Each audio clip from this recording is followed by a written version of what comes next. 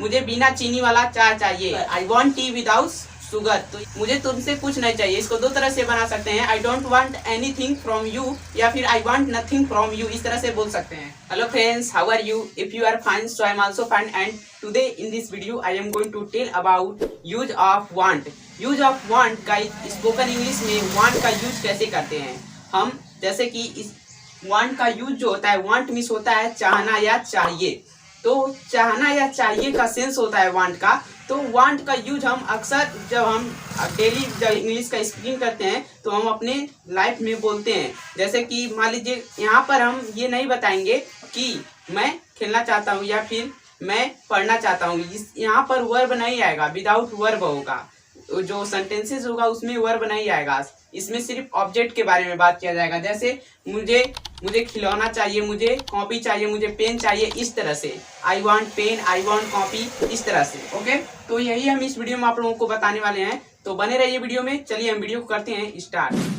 So friends, चलिए देखते हैं यहाँ पर जो आइडेंटिफिकेशन है। इसका आइडेंटिफिकेशन मीन्स पहचान।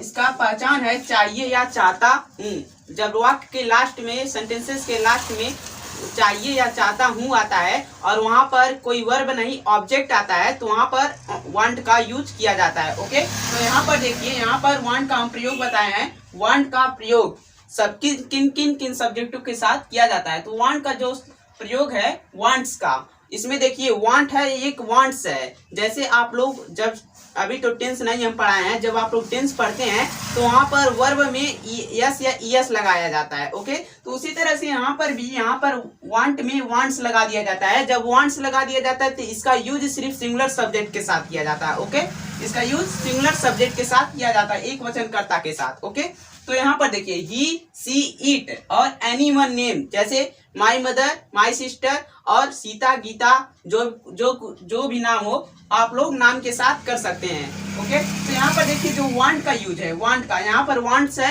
और यहाँ पर वांट है। वांट का जो यूज होता है गाइस, वो प्लूरल सब्जेक्ट के साथ किया जाता है। प्लूरल सब्जेक्ट का मतलब आई, वी, यू, दे और मोर देन वन नेम, यानी कि एक से अधिक नामों के साथ किया जाता है। ओके, तो यहाँ पर के साथ किया जाता है। तो देखिए, चलिए हम आपको बताते हैं इसका स्ट्रक्चर किस तरह से सेंटेंसेस में यूज होता है।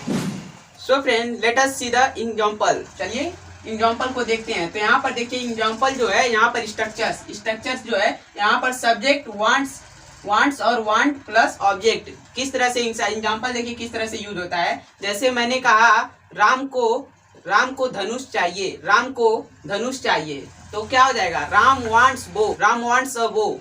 तो अ लगा भी सकते हैं, नहीं भी लगा सकते हैं, राम वांट्स बो हो जाएगा। तो यहाँ पर देखिए, यहाँ पर निगेटिव सेंटेंसेस कैसे बनाया जाएगा। तो यहाँ पर सब्जेक्ट लगाया जाएगा और डोंट या डजंट का यूज किया जाएगा, डोंट या डजंट का यूज किया जाएगा। और डोंट और डजंट को यूज करके वांट्स का यूज नहीं करना है, वांट का यूज करना है। ओके, तो यहाँ पर लिख दिए हैं हम, यहाँ पर देखिए, यहाँ पर ऑब्जेक्ट लिख दिए हैं। तो जैसे राम को धनुष नहीं चाहिए, राम को धनुष नहीं चाहिए, राम डजंट वांट बो, राम डजंट वांट बो, इस तरह से आप लोग बना सकते हैं। यहाँ पर देखिए डू या डज इंट्रोगेटिव में होगा। इंट्रोगेटिव में क्या से स्टार्ट होता है वाक्य, तो डू या डज पहले आएगा, फिर उसके बाद सब्जेक्ट, फिर उसके बाद वांट, उसके बाद ऑब्जेक्ट। क्या आपको दही चाहिए, क्या आपको टॉफी चाहिए, क्या आपको दही चाहिए, क्या आपको मोबाइल चाहिए, इस तरह से बोल सकते हैं।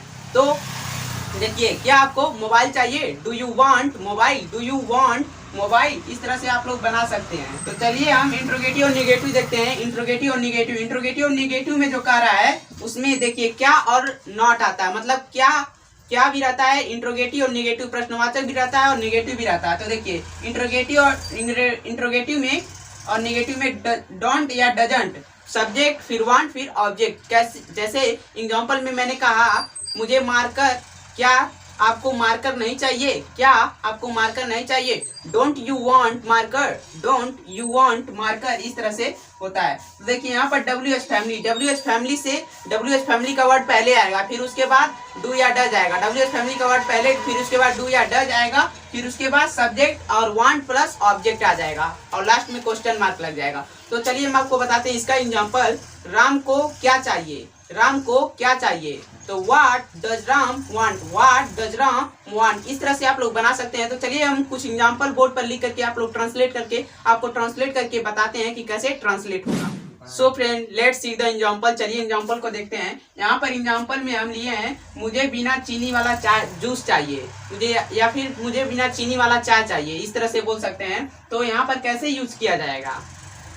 मुझे बिना चीनी वाला चाय चाहिए, I want tea without sugar, I want tea without sugar. तो इस तरह से बनेगा I want tea without sugar. तो यहाँ पर देखिए मुझे तुमसे कुछ नहीं चाहिए, मुझे तुमसे कुछ नहीं चाहिए, इसको दो तरह से बना सकते हैं। I don't want anything from you या फिर I want nothing from you, इस तरह से बोल सकते हैं। तो यहाँ पर देखिए कृष्णा को माखन चाहिए, कृष्णा को माखन चाहिए, कृष्णा वांट्स माखन यानी कि बटर।